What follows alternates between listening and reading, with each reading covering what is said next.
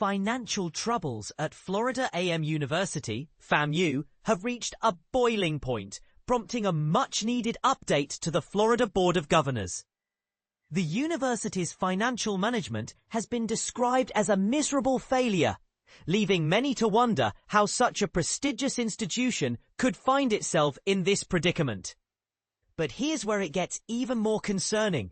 Delayed bank reconciliations, tardy vendor payments, and weak internal controls are just the tip of the iceberg.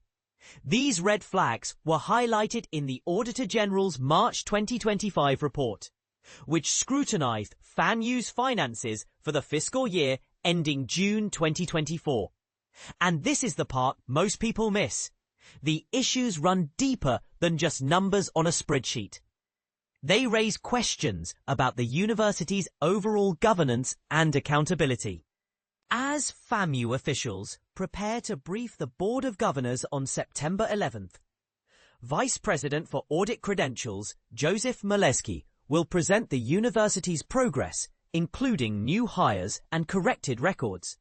This meeting, open to the public, comes on the heels of growing concerns expressed by the board during a June 18th meeting, where FAMU President Marva Johnson was confirmed as the institution's new leader.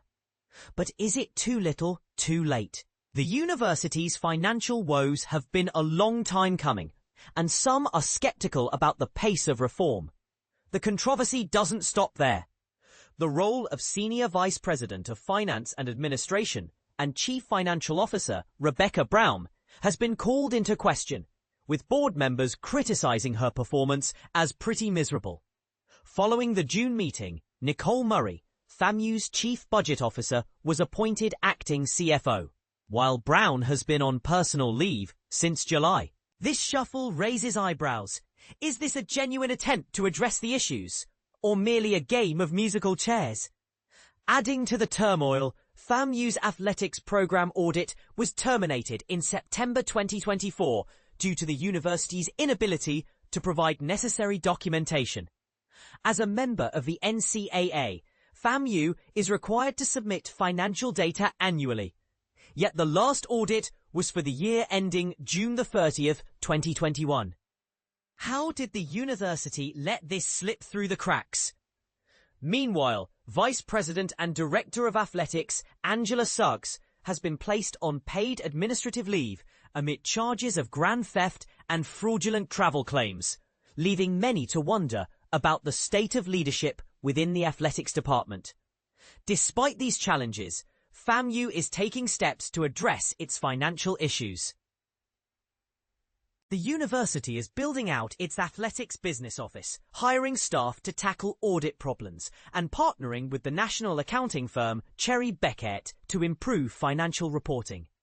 However, staffing gaps in the controller's office remain, and the university plans to rely on third-party on-site support to fill these voids. Is this a sustainable solution, or just a band-aid fix? As Malashevsky presents to the Board of Governors, it's unclear whether President Johnson or Board Chair Kristen Harper will address the governing board. With Johnson in office for just over a month, the pressure is on to demonstrate tangible progress. Can FAMU turn its finances around, or will this be another chapter in a cautionary tale of institutional mismanagement? We want to hear from you. Do you think FAMU's efforts are enough to restore trust and financial stability? Or is the university facing an uphill battle it can't win? Share your thoughts in the comments below. For those interested in following this story, the Board of Governors meeting will be streamed live on the Florida Channel's website at 8:15 a.m. and 3 p.m. on September 11th. Public comment forms are available by emailing generalcounsel@flbog.edu or calling 850-245-0466. Stay tuned as this story continues to unfold.